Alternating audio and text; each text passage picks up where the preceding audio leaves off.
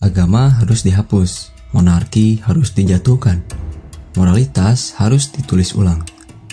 Tapi, apakah Illuminati benar-benar hanya sejarah yang sudah usai? Ataukah kita semua masih hidup dalam rancangannya hingga hari ini? Inilah kisah tentang Illuminati, asal-usulnya yang tersembunyi, hingga bagaimana mereka bisa saja masih ada di sekitar kita.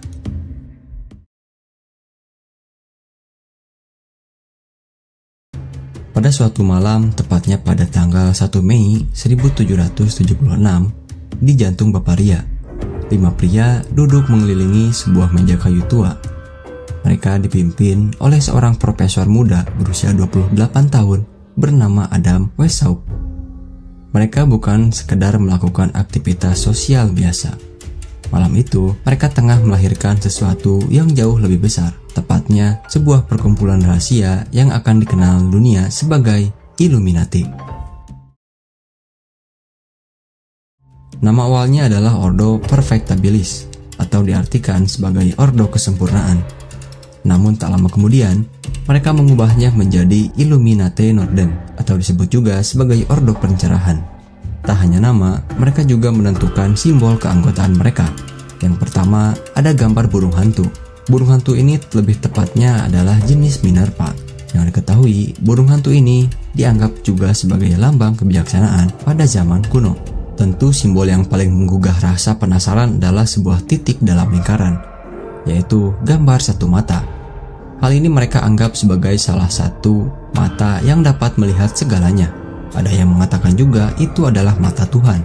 Tapi tentu saja bukan itu yang mereka maksud, melainkan mata dari suatu sosok misterius, seorang atasan atau entitas yang tinggi dan tersembunyi yang menjadi pusat kekuasaan sejati ordo ini.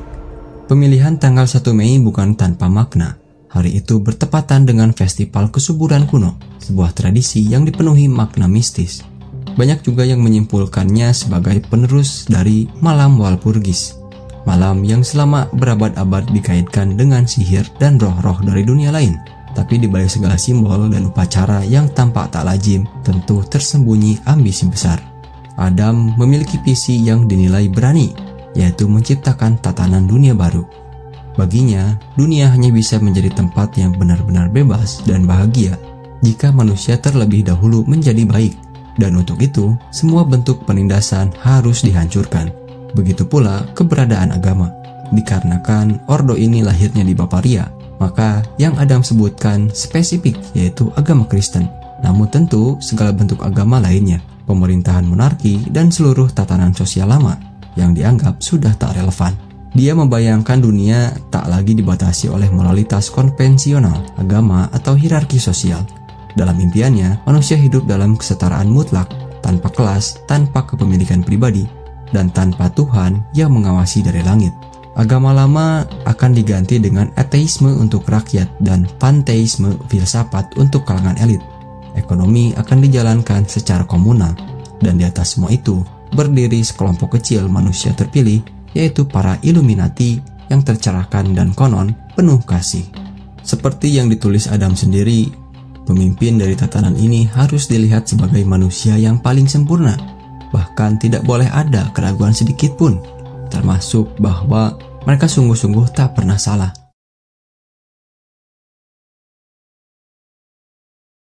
Jika sekalipun kalian belum pernah benar-benar mencari tahu keberadaan kelompok-kelompok rahasia, namun nama Illuminati hampir pasti pernah kalian dengar. Lebih dari 2 abad sejak pertama kali muncul, istilah ini kini hidup sebagai legenda dalam budaya populer. Ia menjadi simbol kekuasaan tersembunyi. Namanya generik untuk jaringan konspirasi global yang konon katanya berambisi mengendalikan dunia. Kita mulai dari papan reklame hingga panggung Super Bowl, dari film Hollywood hingga iklan makanan cepat saji. Simbol Illuminati selalu terpampang jelas maupun tersembunyi, baik sengaja maupun yang tidak. Segitiga bermata satu, burung hantu Minerva, atau tangan tersembunyi di balik layar kekuasaan, semuanya jadi bagian dari perburuan simbol di era informasi ini. Dan seperti api yang tak pernah padam, mitos Illuminati terus membara, bahkan berkembang menjadi industri teori konspirasi. Tapi sebelum semua ini menjadi bahan lelucon di internet dan teori utama konspirasi, Illuminati lahir dari sebuah zaman yang sangat serius. Zaman yang menjunjung tinggi akal budi, ilmu pengetahuan, dan pencarian kebenaran. Zaman itu disebut abad pencerahan. Sebuah era yang memperkenalkan dunia pada para filsuf besar seperti Rousseau dan Voltaire. Namun juga menyambut tokoh-tokoh kontroversial seperti Alessandro Cagliostro, seorang pemalsu legendaris dari Italia. Ada juga Mesmer, sang hipnotis asal Jerman, dan Count Saint-Germain, sang alkemis abadi yang namanya tak pernah benar-benar dilupakan di Eropa. Di satu sisi, dunia ingin tercerahkan oleh ilmu. Di sisi lain, banyak yang justru tertarik pada hal-hal yang tersembunyi, mistis, dan penuh rahasia. Jadi, apakah ide tentang Illuminati ini benar-benar datang dari Adam? Sebenarnya tidak sepenuhnya oleh dia.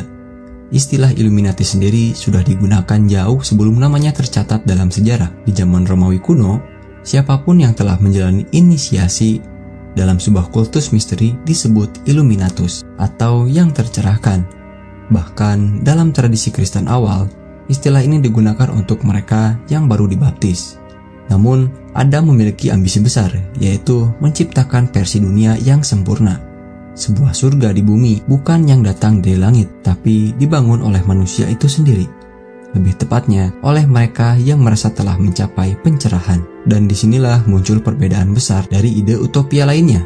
Alih-alih mengajak massa dalam revolusi terbuka, Adam percaya pada suatu hal, yaitu kerahasiaan. Kekuatan terbesar ordo kita terletak pada penyembunyiannya. Jangan pernah muncul dengan nama asli, tapi selalu tersembunyi di balik nama dan pekerjaan lain, tulisnya. Illuminati adalah tentang konspirasi, bukan demonstrasi, tentang bekerja dalam bayangan, bukan orasi di jalanan. Namun, ada satu pertanyaan yang hingga kini masih menggantung. Apakah Adam benar-benar pemimpin dari rencana besar ini? Ataukah dia hanya pion dalam permainan yang jauh lebih besar? Seorang peneliti masonik dan okultis, Manly P. Hall, pernah mengatakan bahwa Illuminati Bavaria hanyalah pecahan kecil dari mesin besar yang tersembunyi.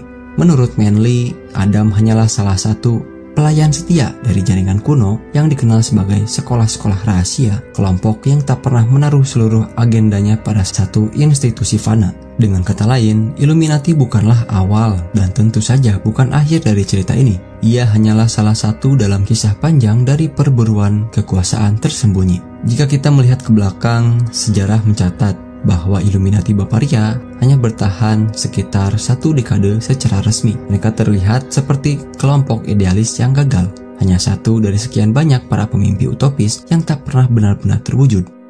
Namun, apakah sesederhana itu? Faktanya, mereka tak pernah benar-benar dibubarkan. Tak ada pengadilan, tak ada penangkapan besar-besaran, tak ada pengakuan dosa dari para anggotanya. Adam sendiri hidup damai hingga usia 82 tahun. Ia terus menulis, merancang, dan mungkin tetap merencanakan sesuatu yang tak pernah selesai. Organisasinya juga tidak benar-benar hancur, karena seperti yang ia tulis sendiri, kekuatan sejati Illuminati ada pada kerahasiaannya. Dan ordo itu, jika memang masih ada, akan selalu muncul dengan wajah dan nama yang berbeda. Tentu disitulah letak misterinya. Bagaimana kita bisa membubarkan sesuatu yang tak pernah benar-benar terlihat? Sejarah tentu mengenal banyak kelompok rahasia seperti Templar, Assassin, Cathar. Semuanya punya akhir tragis atau setidaknya penuh misteri. Tapi tidak dengan Illuminati. Sampai hari ini, masih ada alasan untuk percaya bahwa mereka belum hilang. Mungkin mereka hanya berubah bentuk. Mungkin juga mereka bahkan tak perlu lagi bersembunyi, karena dunia yang mereka impikan mungkin sudah ada di depan mata kita. Memang aneh tentang bocornya rahasia mereka, namun justru jadi keuntungan terbesar bagi Illuminati. Publisitas bahkan yang paling buruk sekalipun tetaplah publisitas, dan dalam kasus ini, efeknya luar biasa masif. Nama Illuminati menyebar luas, menembus batas geografi dan generasi. Orang-orang yang sebelumnya tak pernah tahu, kini jadi penasaran, sebagian bahkan terobsesi. Ada yang percaya ini bukan kecelakaan, namun beberapa orang menyebut Adam sendirilah yang secara sengaja membocorkan rahasia ordo. Sebuah manuver licin untuk memancing perhatian dan tentunya untuk memperluas pengaruhnya. Jika benar, maka itu bukan sebuah kegagalan, tapi bagian dari rencana yang sistematis dan berhasil. Nama lengkapnya ialah Johann Adam Joseph Weishaupt. Ia bukan Yahudi seperti tuduhan liar yang beredar. Bukan juga seorang pendeta, meskipun ia dekat dengan dunia teologi. Adam adalah putra seorang pengacara yang wafat saat ia masih kecil. Masa depannya kemudian dititipkan kepada ayah baptisnya, seorang tokoh berpengaruh bernama Baron Johann von Eichstätt. Von Eichstätt adalah wajah dari abad pencerahan. Dia rasional, anti dogma, dan haus pengetahuan. Dia juga menjabat sebagai direktur awam Universitas Ingolstadt yang kala itu dikuasai oleh para Jesuit. Dia memiliki perpustakaan pribadi yang besar, penuh dengan buku-buku terlarang, esoteris, dan teks-teks gelap, dan Adam punya akses penuh ke dalamnya. Usia 15 tahun, Adam masuk universitas. 3 tahun kemudian, dia sudah meraih gelar sarjana hukum. Dan tak lama setelah itu, dia diangkat jadi profesor. Semua terjadi dengan cepat, seolah takdir sedang mempersiapkannya dan menyambut sesuatu yang lebih besar untuknya. Pendidikan Jesuit bukan sekedar teologi ataupun filsafat semata. Mereka juga penuh dengan strategi. Salah satu prinsipnya adalah casuistry, yakni penggunaan logika rasional untuk membenarkan setiap keputusan yang manipulatif, licik, bahkan cenderung brutal. Sederhananya, seni memutarbalikkan logika demi kepentingan tertentu, atau dalam istilah modern adalah propaganda. Adam belajar satu hal penting dari para Jesuit, yaitu suara akal bukanlah suara belas kasihan. Itu adalah suara yang berkata, jangan tinggalkan saksi. Para Jesuit saat itu bukan sekedar ordo keagamaan. Mereka adalah jaringan rahasia di dalam gereja Katolik, dengan struktur komando militer dan loyalitas mutlak pada sang pemimpin. Mereka ahli dalam strategi, infiltrasi, bahkan konspirasi. Namun pada tahun 1773, Paus Clemens membubarkan Jesuit setelah tekanan dari kerajaan-kerajaan Eropa yang takut akan pengaruh mereka. Dan bagi Adam, ini tentu bukanlah akhir, tapi awal dari peluang besar. Dengan hilangnya Jesuit dari panggung resmi, Adam naik menjadi dekan hukum kanon di Universitas Ingolstadt. Ia kemudian mendirikan Illuminati, yang jika dilihat dari strukturnya, sangat mirip dengan model Jesuit, penuh dengan rahasia, hierarkis, dan terobsesi pada kendali penuh. Bahkan ada yang percaya bahwa Adam tak pernah berhenti menjadi Jesuit, hanya saja sekarang ia bergerak di luar kerangka gereja. Jadi, apa sebenarnya rencana Adam? Setelah pembahasan tadi, muncul satu kata, yaitu kerahasiaan. Dari semua cara untuk mengendalikan manusia, yang paling efektif adalah misteri yang tersembunyi, tulisnya. Adam paham betul, manusia punya rasa ingin tahu yang tak bisa ditahan, dan keinginan untuk merasa istimewa, untuk menjadi bagian dari sesuatu yang tidak diketahui orang, dan hal itu tentu menjadi pintu masuk yang sempurna. Dia menawarkan janji akan pencerahan, akan rahasia besar yang menanti, dan tentu banyak yang tertarik. Adam tak membangun Illuminati dari nol. Dia memilih untuk menyusup, dan target utamanya adalah Freemasonry. Menurutnya, Mason adalah wadah yang sudah dikenal masyarakat, tidak terlalu diawasi, tapi memiliki jaringan luas dan sistem yang sudah solid. Maka pada tahun 1777, Adam masuk ke dalam loji Masonik, dan ia memerintahkan para Illuminatus lain untuk melakukan hal yang sama. Misi mereka sederhana, yaitu naik ke posisi penting, lalu ubah loji menjadi alat propaganda Illuminati. Namun pengaruhnya tak berhenti di sana. Dia juga menargetkan perkumpulan sastra, klub intelektual, bahkan perpustakaan, tempat yang banyak disebut sebagai internet pada zamannya. Tujuannya tentu untuk membentuk opini publik. Jika seorang penulis menulis sesuatu yang bertentangan dengan agenda kita harus membelinya, atau bahkan menghancurkannya sekalipun, ucap Adam. Ia bahkan melihat pentingnya menyusup ke kalangan agamawan. Ironis memang karena Adam sendiri adalah seorang anti agama sejati, tapi dia mencatat dengan takjub ternyata banyak pendeta Lutheran dan Calvinis justru percaya bahwa Illuminati adalah bentuk sejati dari ajaran Kristus. Dan tentu saja dia tidak melupakan rakyat jelata. Adam ingin merebut hati mereka, terutama melalui sekolah-sekolah dan melalui sikap kerendahan hati, popularitas, dan toleransi terhadap prasangka. Strateginya sederhana, jangan lawan secara frontal, tapi rangkul lalu perlahan bentuk ulang. Satu lagi senjata yang dia anggap penting yaitu perempuan. Tidak ada cara mempengaruhi pria sekuat melalui wanita. Mereka harus menjadi studi utama kita, tulisnya. Adam menyadari jika kaum wanita percaya pada cita-cita Illuminati, mereka akan menyebarkannya tanpa sadar, dan dengan itu, gerakan bisa tumbuh di tengah masyarakat tanpa perlu terlihat revolusioner. Namun dalam dunia yang ia bayangkan, perempuan tidak setara.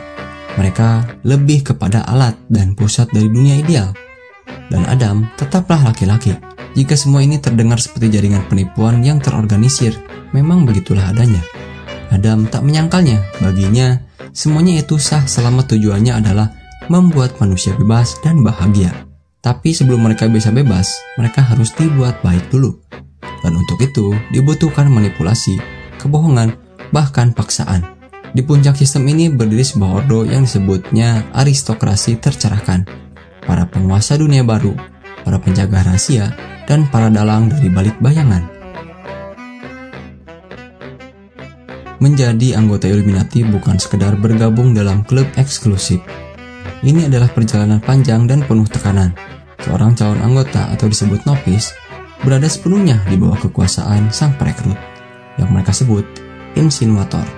Dari apa yang harus dibaca, bagaimana harus berpikir, hingga catatan harian yang mencatat setiap pikiran dan perbuatan, semuanya harus dibuka. Tidak ada lagi yang namanya rahasia. Tidak ada pertanyaan, hanya ada ketaatan. Setelah cukup dianggap layak, novice akan menerima inisiasi dan naik ke tingkat minerpal. Disinilah seseorang secara resmi dianggap sebagai Illuminati. Namun jalan tidak berhenti di situ saja. Di atasnya masih ada jenjang yang lebih tinggi, seperti Illuminatus Minor, lalu Illuminatus Major. Adam menetapkan satu syarat penting. Tidak ada tempat bagi mereka yang masih berpegang pada agama lama. Tak ada tempat untuk kepercayaan tradisional. Tak ada ruang untuk patriotisme. Adam berpendapat cinta pada raja dan tanah air tak cocok dengan misi besar ordo. Moralitas konvensional juga dianggap hambatan. Fitnah, pengkhianatan, bahkan pembunuhan bukanlah kejahatan jika dilakukan demi ordo. Semua dibenarkan atas nama tujuan yang lebih besar. Bagi yang murni, segalanya pun murni.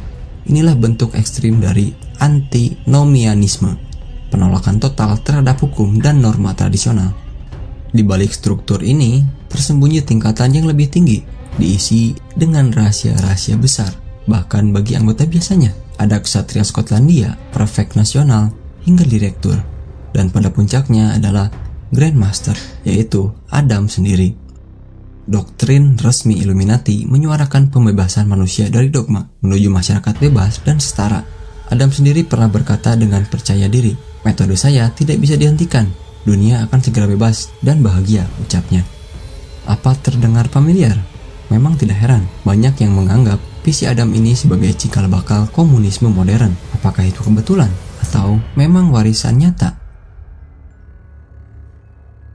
Tapi bagaimana ide-ide ini dijalankan dalam dunia nyata? Menurut peneliti seperti Terry Melanson, setidaknya ada 450 anggota Illuminati yang bisa diidentifikasi. Beberapa memperkirakan jumlahnya mencapai ribuan. Tapi tentu jumlah bukanlah segalanya bagi Illuminati. Dalam dunia rahasia seperti ini, kualitas dan pengaruhlah yang lebih penting daripada kuantitas. Sebagian besar anggota berasal dari kelas intelektual dan elit Eropa. Di antara mereka ada pengacara, dosen, dokter, bahkan sastrawan terkenal seperti Johann Wolfgang von Goethe. Ia bukan hanya penulis Faust, tapi juga penasihat rahasia bagi sesama Illuminatus, seperti Adipati Karl August dari Weimar. Tak sedikit bangsawan, baron, bahkan pangeran yang masuk dalam lingkaran ini. Namun mereka semua memiliki satu kesamaan, yakni haus akan pengaruh. Adam merekrut apa yang mungkin kini kita kenal sebagai para influencer. Mereka yang punya suara dan mampu menggiring opini. Mereka bukan kelas bawah, bukan pula kelas penguasa mapan. Mereka berada di tengah-tengah, cenderung cukup punya, tapi ingin lebih. Golongan seperti inilah yang sering jadi bahan bakar revolusi di berbagai zaman. Meski sudah dinyatakan dilarang oleh pemerintah Bavaria berkali-kali, tepatnya pada tahun 1784, 1785, 1787, dan 1790, Illuminati tak pernah benar-benar hilang. Mereka tak bisa ditangkap, karena ordo ini memang dirancang untuk menyelinap dari pertama kali dibentuknya. Setelah berulang kali dilarang, akhirnya Adam kabur ke Gotha dan tetap dilindungi oleh bangsawan pengikutnya. Sementara rekannya, Xavier von Zwick, sempat ditahan tapi kemudian melarikan diri ke Paris. Bahkan sekretaris ordo, Johann Bode, tetap aktif. Namun anehnya adalah sebagian pengungkapan Illuminati justru datang dari dalam, seperti seorang anggota bernama Baron Adolf von Knigge yang kecewa dengan kepemimpinan Adam. Dia kemudian membongkar sebagian besar struktur Ordo. Ia bahkan menuduh Adam sebagai Jesuit rahasia yang menjalankan agenda tersembunyi. Tapi Illuminati bukan hanya cerita dari Jerman. Di berbagai belahan dunia, sudah ada bahkan muncul kelompok-kelompok lain yang mengklaim ide pencerahan. Di kawasan yang kini menjadi Afghanistan, pada abad ke-16 muncul yang namanya Roshaniya, kelompok rahasia dengan ritual dan ajaran egaliter. Dipimpin oleh seorang mistikus sufi, Pir Bayazid Khan. Mereka menyerukan revolusi spiritual dan sosial melawan penguasa mapan, dan mereka dianggap sebuah bayangan awal dari komunisme spiritual. Di Spanyol ada Alumbrados, muncul sekitar tahun 1492. Mereka menolak otoritas gereja, mengajar kesatuan mistis dengan Tuhan, dan konon percaya bahwa setelah mencapai pencerahan, seseorang bebas melakukan apapun, termasuk tindakan amoral tanpa dianggap berdosa. Tentu pemerintah tak tinggal diam. Disinilah inkuisisi turun tangan. Tapi ajaran ini bertahan bahkan menyebar ke Prancis sebagai Illumines, lalu ke Inggris dan loji-loji masonik esoteris. Pada tahun 1754 muncul pula sekte Illuminati bernama Ordo Ksatria Mason, imam pilihan alam semesta. Gabungan antara Kabalah Yahudi, Swedenborgianisme, dan sihir ritual. Mereka menyebar dari Moskow sampai ditumpas oleh Catherine Agung.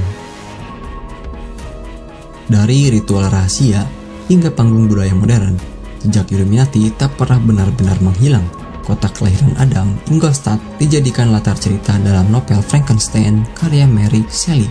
Beberapa bahkan percaya bahwa tokoh monster ciptaan Victor Frankenstein adalah alegori dari Illuminati. Illuminatinya ciptaan Adam yang tak bisa dikendalikan.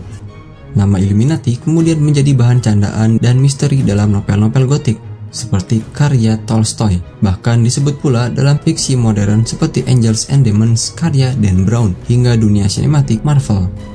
Illuminati telah melahirkan teori konspirasi yang tak ada habisnya. Nesta Webster juga dalam bukunya tahun 1924, Secret Society and Subversive Movement, menghidupkan kembali klaim pengaruh Illuminati di balik revolusi Perancis, gerakan Bolshevik, hingga tuduhan terhadap tokoh-tokoh dunia seperti Ratu Elizabeth, David Rockefeller, dan Henry Kissinger. Bahkan konspirasionis Inggris David Icke mengubah narasinya jauh. Dia menggambarkan bahwa Illuminati adalah makhluk reptilian yang dapat mengubah bentuk dari dimensi lain. Kini kita bertanya, apa yang akan Adam pikirkan tentang semua ini? Akankah dia kecewa karena rencananya telah menjadi karikatur? Atau justru puas karena namanya bertahan lebih lama dari kebanyakan revolusioner? Satu hal yang perlu kita waspadai adalah, jika kekuatan Illuminati terletak pada kerahasiaan, maka kita harus berpikir dan harus tahu kapan mereka hilang, atau apakah mereka benar-benar pernah hilang. Dan mungkin pertanyaan yang lebih penting bukanlah apakah Illuminati masih ada, tapi apakah kita sudah menjadi bagian dari permainannya.